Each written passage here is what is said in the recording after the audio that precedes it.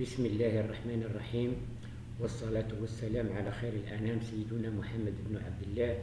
اللهم صل وسلم وبارك عليه والتابعين إليه بإحسان إلى يوم الدين. وبعد، أبناء الطلبة بنات الطالبات، في هذه الحصة سوف نقتصر على بعض المفاهيم والتي كانت قد طلبت مني بإلحاح على أن نتطرق إليها مفهوم بمفهوم، والمتعلقة بدروس الإشكالية الأولى. على بركة الله نبدأ إن شاء الله. بالنسبة لدرس الإحساس والإدراك، عندما نأتي في بادئ ذي البدء أننا نعرف الإحساس، بإمكاننا أن نقول الإحساس هو معرفة بسيطة تتمثل في تأثير الأعضاء الحسية من طرف المنبهات الخارجية، وقد يفهم على أساس أنه كذلك تقبل صورة الشيء مجرد من مادته، بمعنى أن الذهن يتقبل الشيء مجرد وفي معزل وفي منأى عن ما هو مادي. لكن ولما كانت المعرفة الحسية معرفة ناقصة، معرفة لا ترقى إلى إدراك حيثيات وجزئيات الشيء، كان لابد من عملية أخرى أرقى وأعقد، والمتمثلة في الإدراك.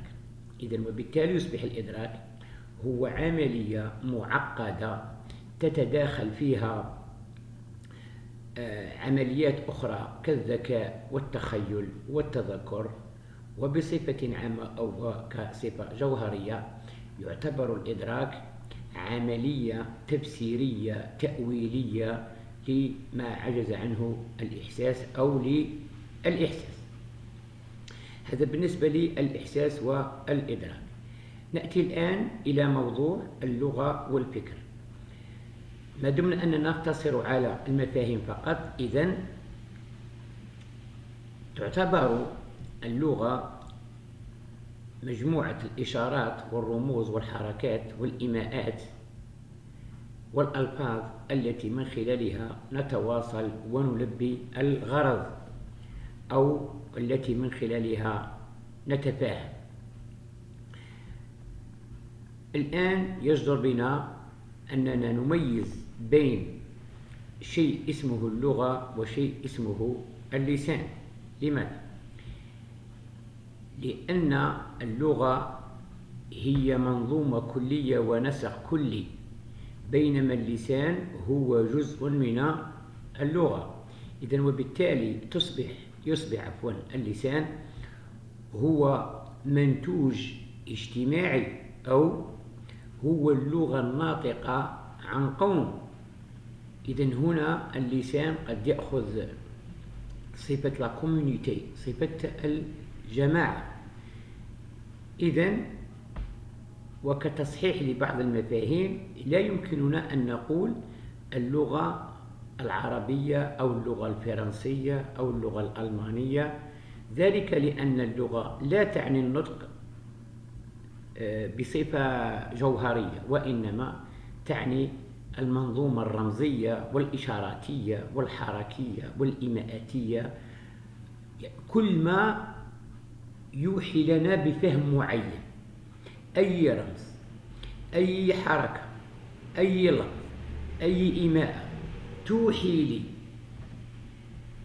عن فهم معين فهي لغة. إذن وبالتالي تصبح اللسان جزء من اللغة.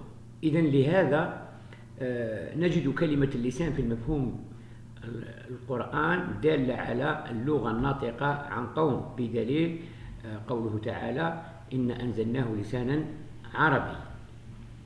هذا بخصوص اللغة. الآن اللغة من منظور النسقي أو من المفهوم النسقي كنظام رمزي، نجد أن على أنها تتكون من لفظ. قال مثلا عندما نقول شجرة، إذن هذا لفظ، هذا عبارة عن أصوات، عبارة عن حروف لفظية تتطاير في الهواء.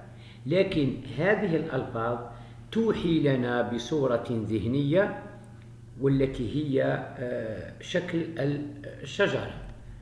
إذن ومنه نستطيع أن نقول أن اللغة كنسق رمزي تتمثل في شق لفظي اسمه الدال، وشق ذهني اسمه المدلول، بمعنى le signifie et le signifiant.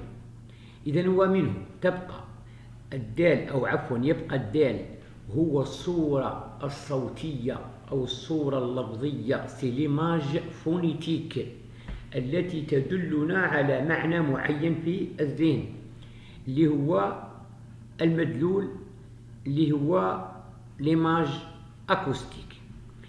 إذن من هذا نفهم على أن اللغة من الناحية النسقية بها دال ومدلول. والمعروف العلاقة أو الإشكالية القائمة بخصوصها، هل العلاقة بين الدال والمدلول علاقة طبيعية أو علاقة اعتباطية؟ ما دمنا أننا لسنا في هذا المضمار أو في هذا الإيقاع، إذن سيكون لنا درس أو تحليل مقالة أخرى فيها إن شاء الله. كما ذكرت سابقا أن هذه الحصة مقتصرة على تبديد بعض المفاهيم الفلسفية فقط. نأتي الآن إلى عملية الفكر أو ظاهرة الفكر. المفكر العربي زكي نجيب محمود، اللي يعتبر من أنصار الاتجاه الأحادي، يعبر عن الفكر بصيغة أو بعبارة قائلا: الفكر ما هو إلا عملية خلط اللغة في الذهن، باعتبار اللغة كل ما هو خارج عن عالم الأذهان، أي أنها عالم الأعيان. إذن فلا نستطيع أن نتخيل فكر خارج عن المجال اللغوي. لماذا؟ لأن إذا كان الفكر أو الفكرة هي ذلك الأثر الذي يتركه المؤثر في الذهن، وما نعرفه أنه لا توجد ولا يوجد أصلا أثر دون مؤثر. أعيد: إذا كانت المعرفة تتمثل في ذلك الأثر الذي يتركه المؤثر في الذهن، بمعنى أن عندما نقول لدي فكرة معينة ما هي إلا أثر وانطبع في ذهني. إذن وبالمقابل أنه لا توجد فكرة أو لا يوجد أثر دون مؤثر. بتعويض كلمة الأثر بالفكرة تصبح لدي العبارة التالية: لا توجد أو لا يوجد أثر دون مؤثر، إذن ولا توجد معرفة دون مؤثر. إذن عفوا المعرفة الآن لا توجد معرفة دون مؤثر، وما نعرفه عن المؤثر أنه موجود في العالم الخارجي، والمعرفة تعتبر آثر أو الفكرة. إذن ومنه لا توجد فكرة دون مؤثر، وبالذات المؤثر يندرج في عالم الأعيان، إذن لا توجد فكرة تخرج عن العالم الحسي. والعالم الحسي كما نعرفه هو عالم اللغوي، عالم الرموز، عالم الحركات، عالم الإيماءات، وعالم الألفاظ. إذن يصبح كاستنتاج منطقي أنه لا توجد فكرة دون لغة أو نظام رمز. هذا بالنسبة لي مفاهيم درس اللغة والفكر. لنا الآن أن نتطرق إلى مفهوم اللسان. اللسان نستطيع أن نقول هو لغة ناطقة عن قوم، أو هو منتوج اجتماعي. أما إذا أتينا إلى التطرق بالنسبة للكلام، فنستعبر الكلام على أنه الممارسة الفردية للغة أو الممارسة الفردية للسان، وقد نفهمه على أنه حامل اللسان. لماذا؟